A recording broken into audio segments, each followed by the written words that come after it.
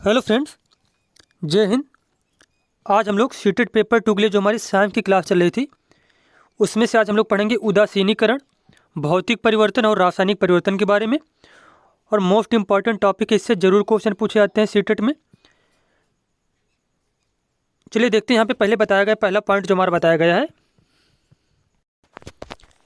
अब सबसे पहले हम लोग पढ़ेंगे उदासीनीकरण के बारे में। उदासीनीकरण क्या होता है?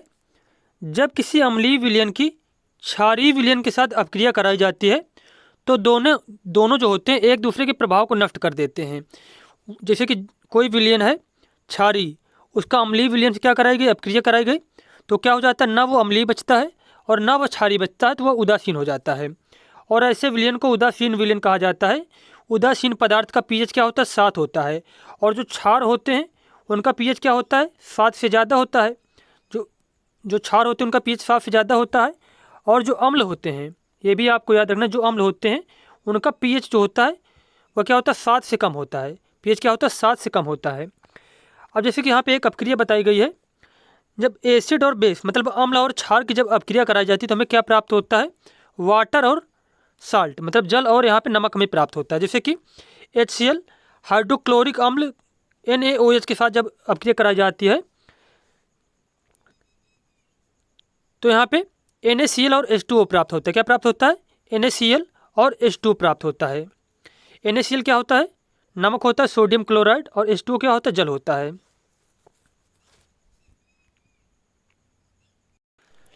उसके बाद यहाँ पे बताया गया है उदासीन अपक्रिया में ऊष्मा उत्पन्न होती है। उदासीन अपक्रिया में क्या होता है, ऊष्मा उत्पन्न होती है। उसके बाद बताया गया न्यूट्रलाइजेशन इन डेली लाइफ। उदासीनीकरण के जो अपने दिनचर्या जो है हमारा दैनिक जीवन, उसमें से क्या एग्जाम्पल दिए गए हैं, जैसे कि इंडाइजेशन पाचन की प्रक्रिया में बाधा।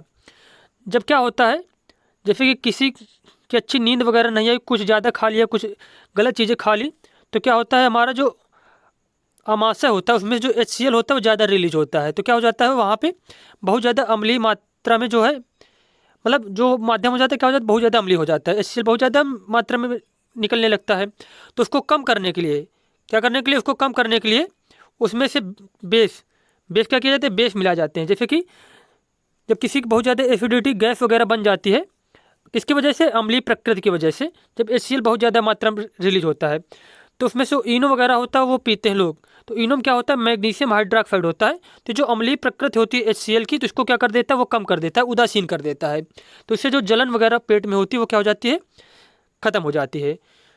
तो आपको याद रखना कि पाचन की प्रक्रिया में, सॉरी, जब अपाचन की प्रक्रिया में जो माध्यम अम्लीय होता है उसको क्या करने के लिए, उदासीन करने के लिए क्या मिलाया जाता है, मैग्नीशियम हाइड्रोक्साइड मिलाते हैं। क्या मिलाते हैं, मैग्नीशियम हाइड्रोक्साइड मिलाते हैं।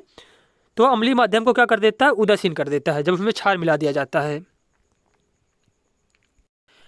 उसके बाद बताया गया है चींटी का डंक में। जैसे कि चींटी के डंक में क्या होता है, फार्मिक एसिड होता है। जब काटती है तो शरीर के अंदर क्या होता है, इरिटेशन और पेन होता है। जब काटती है तो क्या होता है, फार्मिक एसिड जैसे कि है तो जलन और दर्द पैदा करता है। तो इसको जो इसका जो प्रभाव है, इसको नष्ट करने के बेस को रगड़ना चाहिए। तो बेस इसमें कौन होता है, NaCO3 सोडियम बाइकार्बोनेट को रगड़ा जाता है। उसके बाद बताया गया यहाँ पे सॉइल ट्रीटमेंट के बारे में। अब जैसे कि बताया गया है, सॉइल क्या होती है, अम्लीय प्रकृति की जब बहुत ज़्यादा हो जाती है या फिर बहुत ज़्यादा क्षारीय प्रकृति की होती है। तो जब बहुत ज़्यादा अम्लीय प्रकृति की हो जाती है तो उसको न्यूट्रलाइज करने के लिए, उदासीन करने के लिए उसमें क्षार का यूज किया जाता है। और जब बहुत ज़्यादा क्षारीय प्रकृति की हो जाती है तो उसका उदासीन करने के लिए उसका एसिड का यूज किया जाता है उसमें से। तो क्षार का यूज कौन कौन से होता है, CaO क्विकलैम जिसको बोलते हैं, या फिर CaOH2 जिसको स्लेक्ड लैम बोलते हैं, जिसको CaO बोलते हैं कैल्शियम ऑक्साइड, और CaOH2 को जो बोलते हैं कैल्शियम हाइड्रोक्साइड। तो इसका यूज किया जाता है मिट्टी की अम्लीय प्रकृति को कम करने के लिए, उदासीन करने के लिए। और क्षारीय प्रकृति को कम करने के लिए इसमें से क्या किया जाता है, एसिड का यूज, जैसे कि ऑर्गेनिक मैटर का यूज, खाद वगैरह का यूज किया जाता है। उसके बाद जैसे कि फैक्ट्री वेस्ट, जो फैक्ट्रियों से क्या होता है, कचरा वगैरह निकलता है, तो जब वो नाली वगैरह में जाता है तो क्या करता है, उसमें भी अम्ल होते हैं। तो जो जल होता है उसको क्या करते हैं, अम्लीय कर देता है। तो ये भी क्या होता है, उदासीनीकरण के एक एग्जाम्पल है। उसके बाद बात की जाए यहाँ पे फिजिकल एंड केमिकल चेंज की, भौतिक एंड रासायनिक परिवर्तन की। तो चेंज क्या होता है, जब जैसे कि चेंज क्या होते हैं, 2 प्रकार के चेंजेस होते हैं, भौतिक परिवर्तन और रासायनिक परिवर्तन। और जैसे कि बताया गया फिजिकल चेंज क्या होते हैं, किसी पदार्थ या भौतिक गुण जो होते हैं, किसी पदार्थ के भौतिक गुण या जैसे कि शेप, साइज स्टेट यानी कि अवस्था, कलर, इनमें अगर परिवर्तन आ रहा है तो कैसा परिवर्तन होता है? भौतिक परिवर्तन होता है। जैसे किसी की आकृति में, आकार में, अवस्था में या फिर कलर में अगर चेंज हो रहा है पदार्थों की, तो वो क्या होता है? भौतिक परिवर्तन होता है। ये उत्क्रमणीय होते हैं। उत्क्रमणीय मतलब का यह होता है कि ये मतलब जैसे कि एक पदार्थ है उससे फिर दोबारा पदार्थ प्राप्त किया जाता है। जैसे कि जल होता है तो जल को क्या किया जाता है? जमा कर बर्फ बना दिया जाता है। लेकिन बर्फ जब पिघल जाती है तो फिर जल प्राप्त हो जाता है। तो क्या होते हैं? उत्क्रमणीय होते हैं। इनमें नया पदार्थ नहीं बनता है और ये अस्थायी प्रकृति के होते हैं। इनमें प्रारंभिक अवस्था प्राप्त की जाती है। तो ये कुछ इंपॉर्टेंट फैक्ट होते हैं भौतिक परिवर्तन के बारे में। फिर से देखते हैं हम लोग यहाँ पे, ये उत्क्रमणीय होते हैं, इनमें नया पदार्थ नहीं बनता है, ये अस्थायी प्रकृति के होते हैं, इनमें प्रारंभिक अवस्था प्राप्त की जा सकती है। अब यहाँ पे एग्जाम्पल दिए गए फिजिकल चेंजेस के, भौतिक चेंजेस की परिवर्तन के, जो है भौतिक परिवर्तन, उसका एग्जाम्पल क्या क्या है? जैसे कि पानी का बर्फ बनना, पानी से जलवाष्प बनना, भाप का संघनन, चीनी पानी का मिश्रण। उसके बाद है चीनी नमक का मिश्रण, चाक स्टिक का चाक पाउडर में बदलना। जैसे कि जो चाक होती है जब उसको बोर्ड में लिखा जाता है तो क्या धीरे धीरे पाउडर में चेंज हो जाती है, नीचे गिरती रहती है, तो वो भी क्या है? भौतिक परिवर्तन का एग्जाम्पल। उसके बाद मोम का गलना।